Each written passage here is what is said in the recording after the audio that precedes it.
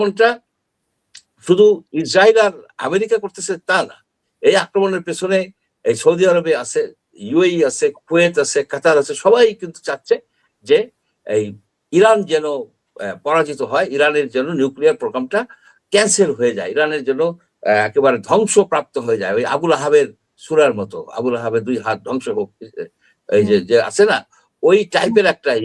এবং এটা করতে তাদের কোনো নৈতিকতার নাই, বিষয় নাই, কারণ তারা তো শিয়াদেরকে মুসলমান হিসেবে দেখে না, তারা বলে এটা অমুসলিম। এবং তাদের অনেকগুলি আকিদা আছে যেগুলি 10টা ব্রাঞ্চের মধ্যে অনেক ব্রাঞ্চ তো আপনার আমাদের মহানবীকে নবী হিসেবেই তারা স্বীকার করে না। সুতরাং এখানে কিন্তু একটা বিশাল ধর্মীয় ইয়ে আছে, কিন্তু একটা গ্যাপ আছে, যে সুন্নি মুসলমান আর শিয়া মুসলমান কিন্তু ওয়াইডলি ডিভাইডেড। শিয়াদের মসজিদে তো আপনি নামাজ পড়তে পারেন না, আচ্ছা, কিন্তু আমরা যত বলি ধর্মীয় বিষয় দেখি, তার থেকে বড় বিষয় হচ্ছে জিওপলিটিক্যাল, অর্থাৎ dominance in the Middle east.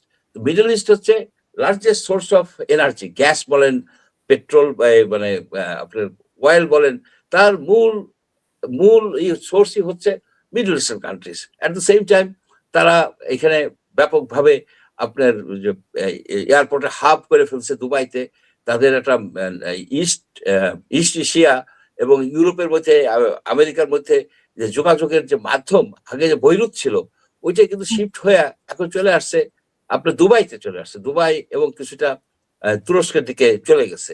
তো এই সব জিনিসগুলি যেটা, এটা কিন্তু একটা বিজনেসে বলেন, আপনার অন্যান্য ইস্যুতে বলেন, মিডল ইস্টের কিন্তু একটা ইম্পর্টেন্স, যথেষ্ট একটা ইম্পর্টেন্স আছে। এই জন্য আমেরিকার এত ইন্টারেস্ট, আমেরিকান ইন্টারেস্ট, ইউরোপিয়ান কান্ট্রিজের ইন্টারেস্ট সব না। স্পেন যেমন রিফিউজ করছে যে আমরা আমাদের এয়ার স্পেস ইউজ করতে দেবো না। আমি এখন শেষ করি একটা কথা বলেই, আমরা যেটা ভাবতেছিলাম এবং আমেরিকাও ট্রাম্প সাহেবও যেটা ভাবতেছিলেন 5 দিনের মধ্যে সব খেল খতম হয়ে যাবে, তা কিন্তু না। এই যে আপনার খামেনিকে তারা মেরে ফেলছে, সাথে 40 জন জেনারেলকে তারা মেরে ফেলছে বলে ধারণা করা হয়। তাদের ধারণা ছিল এতে তাদের ডিক্যাপিটেশনের ফলে তাদের যে এই যে আপনার যে সরকারের ভিতরে দেখা দিবে, সরকারের ভিতরে বিশৃঙ্খলা দেখা দিবে, কিন্তু সেটা হয়নি।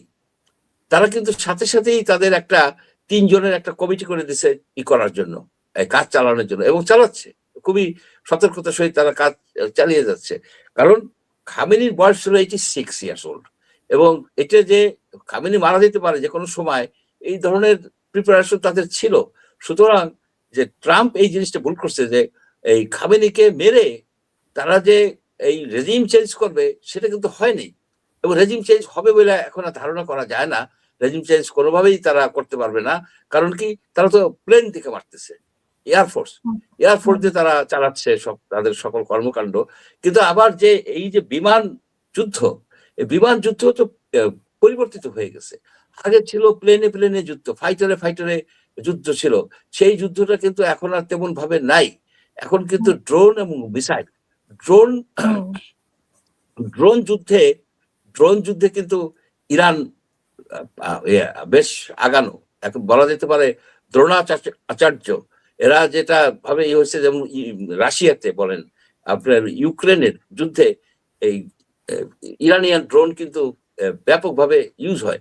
সেই জন্য আমাদের জন্য একটা বড় ধরনের চ্যালেঞ্জ হিসেবে দাঁড়াইছে, অর্থনৈতিক চ্যালেঞ্জ, যে এই যুদ্ধটা।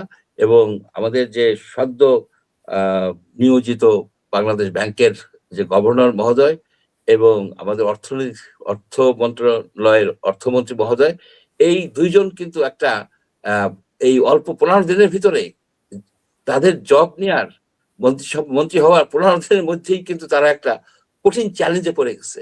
এটা তাদের জন্য একটা বিশাল চ্যালেঞ্জ। কিন্তু আপনার যদি এই তেলের অভাবে কারখানা বন্ধ হয়ে যায়, বিদ্যুতের লোডশেডিং শুরু হয়ে যায়, এটা কিন্তু তাদের জন্য ভয়াবহ রকমের একটা নিয়ে আসবে, রেপুটেশন উপরে একটা হবে। সেই জন্য আশা করি তারা এই জিনিসটাকে অনুধাবন করছেন এবং তারা কারেক্টিভ মেজার নিছেন। একদিকে করতে হবে, সাশ্রয় করতে হবে এবং অল্টারনেটিভ ব্যবস্থা করতে হবে। যেমন আমাদের একটা এই যে চুক্তিটা করা হয়েছে আমেরিকার সাথে, সেখানে বলা হয়েছে প্রতি বছর $1 বিলিয়ন এলএনজি আমেরিকা থেকে বাধ্যতামূলক ভাবে কিনতে হবে 15 বছর পর্যন্ত। এই যে যে চুক্তি এখন বলতেছে আমাদের খলিল সাহেব যে জামাত এবং বললো যে জামাত বিএনপি এরা এন্ডোর্স করছে, আবার বলতেছে যে নন ডিসক্লোজার ক্লজ আছে। তো নন ডিসক্লোজার যদি ক্লজ গুলি থাকে তাহলে এরা তো তখন সরকার না, তারা তো ইলেক্টেড হয় নাই, তো সেই সময় তাদেরকে এটা কিভাবে তাদের কাছে বললো। এনিওয়ে আশা করি শুনবো আবার।